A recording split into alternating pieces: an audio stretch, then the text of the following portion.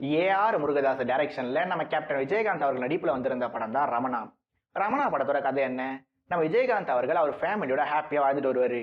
ஆனா ஏதோ ஒரு இடத்துல ஏதோ ஒரு கவர்மெண்ட் ஆபீசர் லஞ்சத்தை வாங்கிக்கிட்டு தன்னோட வேலையை சரியா செய்யாம விட்டதால விஜயகாந்தோட ஃபேமிலி பாதிக்கப்பட்டிருப்பாங்க.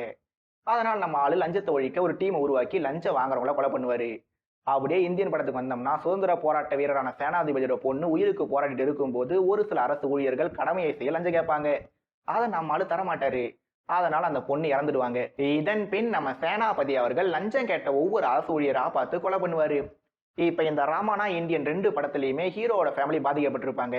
அதனால ஹீரோ லஞ்சம் வாங்குறவங்கள பழி வாங்குறாங்க. அதுல ஒரு சமூக அக்கறை இருக்குன்னு எடுத்துக்கிட்டோம்னா இந்தியன் படம் நல்லா இருக்குன்னு சொல்ற யாராவது ஒரே ஒருத்தர் ரமணாவை விட இந்தியன் படம் நல்ல படம்னு சொல்லிருங்க பார்ப்போம். எனக்கு தெரிஞ்ச வரைக்கும் யாராலையுமே அப்படி சொல்ல முடியாது. ஏன்னா ரமணா நம்மளை ரசிக்க வச்ச படம். ஆனா இந்தியனோ பல ரசிகர்களை எரிச்சல் அடைய வைத்த படம்னு சொன்னா அது மிகையாகாது.